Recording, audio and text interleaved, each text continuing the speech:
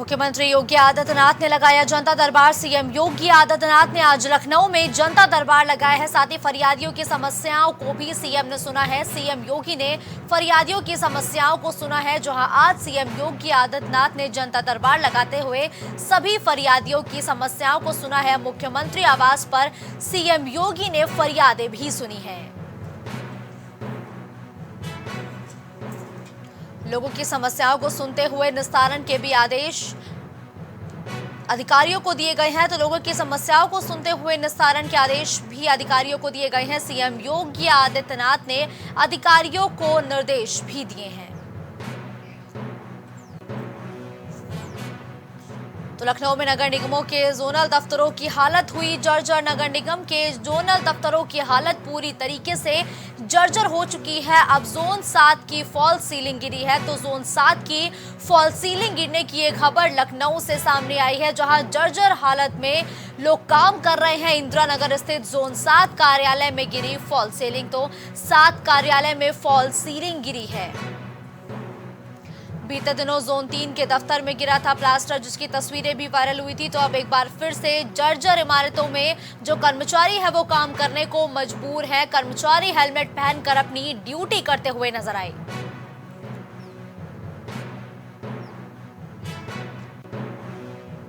तो रितेश इस खबर पर ज्यादा जानकारी के लिए हमारे साथ जुड़ चुके हैं। रितेश, देखिए, नगर निगम के जोनल दफ्तरों की हालत जर्जर हो चुकी है। बीते दिनों जोन 3 के ऑफिस की एक तस्वीर सामने आई, जहां प्लास्टर गिरा। अब एक बार फिर से जोन 7 की फॉल सीलिंग गिरी है। इतनी लापरवाही क्यों की जा रही है? आखिर कर्मचारियों की जान से खिलवाड़ क्यों? जिम्मेदार कौन है? देखिए, जाहिर सी बात है मुस्कान, मैं आपको बताऊं कि जिस तरीके से लखनऊ नगर निगम के जो दफ्तर हैं, यानी 8 जोन हैं लखनऊ के नगर निगम क्षेत्र में, अगर उन दफ्तरों का चेकिंग किया जाए, देखा जाए, तो उसमें कई ऐसे दफ्तर हैं जहां की हालत जर्जर हो चुकी है। सबसे पहला स्थान जो जाता है ये नगर निगम कपूरथला पे जो स्थित कार्यालय है जोन 3 का, जहां का आपने देखा होगा कि ऊपर से प्लास्टर गिर गया था और हेलमेट लगा करके कर्मचारी टैक्स की रसीद काट रहा था। तो ये सबसे बड़ी स्थिति यहाँ पर यह है कि ये जो भी अधिकारी कार्यालय है वहां पर इसका बाद में किसी प्रकार का कोई देखरेख नहीं होता है, ना उसका मेंटेनेंस का कार्य किया जाता है। तो ये सबसे बड़ी खामियां नगर निगम में यहाँ। अभी ताजा मामला जोन 7 में आ रहा है, इंदिरा नगर इलाके में है। वहां पर फॉल सीलिंग जो लगी हुई थी वो फॉल सीलिंग ऊपर से नीचे गिर गई। हालांकि वहां पर मौके पर कोई मौजूद नहीं था, कोई कर्मचारी कार्य नहीं कर रहा था, लेकिन एक भय का माहौल ये बनता जा रहा है कि जब बिल्कुल ठीक है। धन्यवाद रितेश इस खबर पर हमारे साथ जुड़ने के लिए।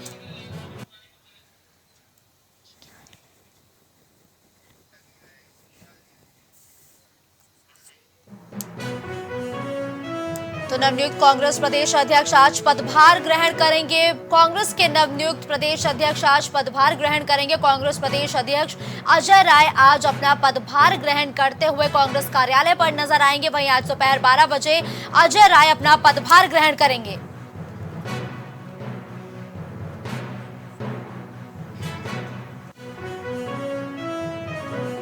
तो लखनऊ के गोसाईगंज क्षेत्र के गंगागंज बाजार में गायों की मौत की खबर सामने आई है। तो गंगागंज बाजार में गायों की मौत की खबर है। सुल्तानपुर हाईवे के किनारे बैठे 5 गौवंशों की मौत की खबर भी सामने आई है। साथ ही बीती देर रात अज्ञात वाहन ने टक्कर मारी है। ये अटकलें लगाई जा रही है कि अज्ञात वाहन की टक्कर से गौवंशों की मौत हुई है। उप जिलाधिकारी के आदेश के बाद भी गौशालाओं में गायों को नहीं भेजा गया है। गोसाईगंज क्षेत्र के गंगागंज बाजार की ये तस्वीरें हैं, जहां गायों की मौत की खबर है। सुल्तानपुर हाईवे के किनारे बैठे 5 गौवंशों की मौत की खबर सामने आई है। साथ ही बीती रात अज्ञात वाहन ने इन गौवंशों को जोरदार टक्कर मारी है, जिसके बाद इन सभी गौवंशों की मौत हो चुकी है। तो कन्नौज में एसपी ने किया थाने की जगह का निरीक्षण। एसपी ने थाने की जगह का निरीक्षण किया है। खबर कन्नौज से है, जहां थाने की जगह का निरीक्षण किया गया। सकरावा में जल्द शुरू होगा थाना, जिसके लिए जमीन का निरीक्षण किया गया है। पुलिस अधीक्षक अमित कुमार आनंद ने इस दौरान थाने की जमीन का औचक निरीक्षण किया है। जल्द ही इस जमीन पर थाना बनके तैयार हो जाएगा। शासन के आदेश के बाद जो प्रक्रिया है उसमें तेजी लाई गई है।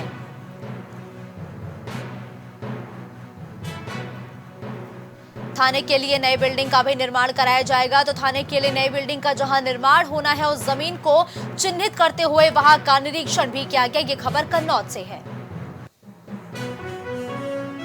हमीरपुर में तांत्रिक ने किशोरी के साथ किया दुष्कर्म। तांत्रिक ने किशोरी के साथ दुष्कर्म किया है। खबर हमीरपुर से है, जहां झाड़ फूंक के बहाने जंगल में ले जाकर किशोरी के साथ एक तांत्रिक ने दुष्कर्म किया है। किशोरी हुई गर्भवती तो तांत्रिक ने जबरन गर्भपात भी कराया। तो किशोरी के गर्भवती होने पर तांत्रिक ने जबरन गर्भपात तक करवा दिया। किशोरी और उसके परिजनों को जान से मारने के भी इस दौरान तांत्रिक ने धमकी दी है। पीड़ित परिवार ने तांत्रिक के खिलाफ थाने में तहरीर दर्ज कराई है। वहीं पुलिस से जांच करते हुए कार्रवाई किए जाने की गुहार लगाई है। हमीरपुर जिले के चिकासी थाना क्षेत्र का ये पूरा मामला बताया गया है, जहां पर एक तांत्रिक ने किशोरी के साथ दुष्कर्म की वारदात को अंजाम दिया है। हम डर गए थे तो उसने हमको झाड़ा। उसने हमारी दादी से बोला कि राता इसका उतारा करना पड़ेगा। हमने तो यहाँ से उतारे के लिए दुआ गया था हमको। उसने हमको पानी भी पिलाया। हम बेहोश हो गए थे, हमें कुछ पता नहीं पड़ा इसने हमारे साथ क्या किया। नाम क्या था? उसका नाम है राम सलीम। उसने बोला तुम चलो, तो हम चले गए। एक बार तो कुछ समझ में नहीं आया हमें, तो दूसरी बार में समझ में आया। फिर हमको लुभा गया बार बार। इसने धमकी भी दी थी कि तुम अगर किसी को बताओगे मम्मी पापा को मार डालेंगे और भैया को, बोले तुम कभी माँ नहीं बन पाओगी। और इसने हमको जबरदस्ती गोली भी खिलाई, गिरफ्त से हो गए थे हम। तो हमीरपुर से ब्रजेश हमारे साथ इस वक्त फोन लाइन पर मौजूद है। देखिए ब्रजेश, तांत्रिक ने किशोरी के साथ दुष्कर्म किया है, इस मामले पर पुलिस ने क्या कुछ कार्रवाई की है अभी तक? देखिए मुस्कान, इस पूरे मामले में मैं आपको बता दूं कि पुलिस ने इस पूरे मामले में आरोपी तांत्रिक के खिलाफ मुकदमा दर्ज कर दिया है और उसकी गिरफ्तारी हेतु 4 टीमें जो है यहाँ की पुलिस अधीक्षक ने 4 टीमें गठित की हैं, जिससे आरोपी तांत्रिक की जल्द गिरफ्तारी हो सके। इस पूरे मामले में मैं आपको बता दूं कि किशोरी के माता पिता दिल्ली में रहकर एक गरीब परिवार है, वहाँ पे मजदूरी करते थे और ये लड़की अपने छोटे भाई के साथ में अपने गांव में रहती थी, जिसकी अभी हाल फिलहाल तबीयत खराब हुई थी और तबीयत सही कराने के लिए वो तांत्रिक के पास गई, जिसको जो है तांत्रिक ने एक नशीला पदार्थ खिला के उसके साथ में ये दुष्कर्म की वारदात को अंजाम दिया है। और साथ ही लड़की को ये धमकी भी दी है कि अगर उसने इस बात की जिक्र कहीं अपने माँ बाप और पुलिस से की तो पूरे परिवार को जान से मार देगा। जिसके बाद लड़की ने ये पूरा मामला अपने परिजनों से बताया और परिजनों ने ये पूरा मामला थाने में दर्ज कराया है। मुस्कान, बिल्कुल ठीक है, धन्यवाद ब्रजेश इस खबर पर हमारे साथ जुड़ने के लिए। तो यूपी के सरकारी अस्पतालों में लगे सीसीटीवी कैमरे। यूपी के सभी सरकारी अस्पतालों में सीसीटीवी कैमरे लगाए गए हैं। सीसीटीवी कैमरों की कंट्रोल रूम से निगरानी की जाएगी। तो सीसीटीवी कैमरों की कंट्रोल रूम से निगरानी की जाएगी। आज डिप्टी सीएम ब्रजेश पाठक इस कार्यक्रम का शुभारंभ करेंगे। 107 सरकारी अस्पतालों में कैमरे लगाए गए हैं, जिसकी निगरानी की जाएगी। तो 107 सरकारी अस्पताल ऐसे चिन्हित किए गए हैं जहां सीसीटीवी कैमरे लगाए जाएंगे। स्वास्थ्य महानिदेशक से अस्पतालों की निगरानी की जाएगी। स्वास्थ्य सुविधाओं की निगरानी अब लखनऊ से होगी, जिसके लिए 107 अस्पताल ऐसे चिन्हित किए गए हैं जहां सीसीटीवी कैमरे लगाए जाएंगे। हेल्थ ऑनलाइन पैरामीटर इवोल्यूशन लागू होगा।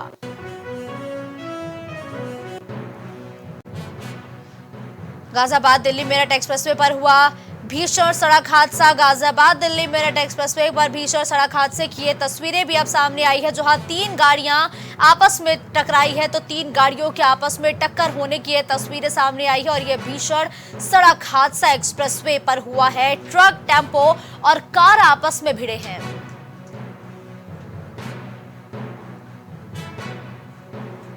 कार में सवार 2 युवक हुए घायल। तो कार सवार 2 युवकों के घायल होने की भी खबर सामने आई है। 3 गाड़ियों की टक्कर में 2 युवकों के घायल होने की भी सूचना है। वही कार की स्पीड ज्यादा होने की वजह से यह हादसा हुआ है। तो कार की स्पीड ज्यादा होने की वजह से 3 गाड़ियों की आपस में जोरदार टक्कर हुई है। 2 कार सवार युवकों को अस्पताल में भर्ती भी करा दिया गया है, जहां घायलों का इलाज लगातार जारी है। थाना मसूरी क्षेत्र की यह पूरी घटना बताई गई। तो लखनऊ सहारनपुर हादसे पर सीएम योगी आदित्यनाथ ने दुख जताया है। लखनऊ सहारनपुर हादसे पर सीएम योगी आदित्यनाथ ने दुख जताते हुए कहा कि जनहानि पर गहरा दुख है। मृतक के परिजनों के प्रति शोक संवेदना भी सीएम योगी आदित्यनाथ ने जाहिर की है। तो मृतकों के परिजनों के प्रति शोक संवेदनाएं भी व्यक्त की है। मृतकों के परिजनों को आर्थिक मदद के भी सीएम योगी आदित्यनाथ की तरफ से निर्देश दिए गए हैं। 4-4 लाख रुपए की आर्थिक सहायता देने के निर्देश सूबे के मुखिया सीएम योगी आदित्यनाथ की तरफ से दिए गए हैं। दुर्घटना में घायलों का इलाज कराने के भी निर्देश दिए गए हैं। सभी घायलों के शीघ्र स्वस्थ होने की भी कामना की गई है। सीएम योगी आदित्यनाथ ने हादसे पर दुख जताया है। लखनऊ सहारनपुर हादसे पर सीएम योगी ने दुख जाहिर किया है। तो दिल्ली में सोनिया गांधी ने इसरो प्रमुख को पत्र लिखा है। सोनिया गांधी की तरफ से इसरो प्रमुख को एक पत्र लिखा गया है। इसरो प्रमुख एस सोमनाथ को मिशन के सफल होने पर बधाई दी गई है।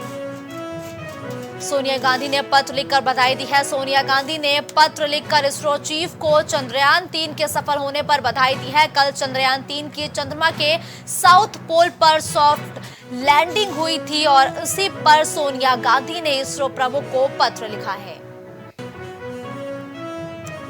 यूपी में गुंडा एक्ट के दुरुपयोग पर हाईकोर्ट की सख्त टिप्पणी। गुंडा एक्ट के दुरुपयोग पर हाईकोर्ट की सख्त टिप्पणी देखने को मिली। हाईकोर्ट ने कहा कि अधिकारी सनक में कर रहे एक्ट का दुरुपयोग, सनक में कर रहे गुंडा एक्ट का दुरुपयोग। हाईकोर्ट ने ये साफ तौर पर कहा है कि यूपी में गुंडा एक्ट का दुरुपयोग किया जा रहा है। यूपी के अधिकारियों पर हाईकोर्ट की ये तल्ख टिप्पणी सुनने को मिली है। साथ ही हाईकोर्ट ने कहा है कि जो यूपी के अधिकारी है वो गुंडा एक्ट का दुरुपयोग कर रहे हैं। 31 अक्टूबर तक गाइडलाइन भी जारी करने के निर्देश हाईकोर्ट की तरफ से दिए गए हैं।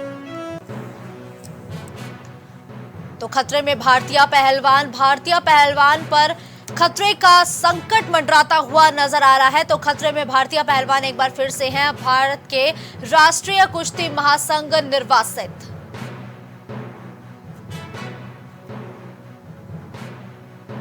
विश्व कुश्ती महासंघ ने किया निर्वासित। तो विश्व कुश्ती महासंघ ने निर्वासित किया है, जिससे भारतीय पहलवानों की मुश्किलें बढ़ती जा रही हैं। कुछ भाव पुष्प। आप देख रहे हैं प्राइम टीवी, सच साहस सरोकार।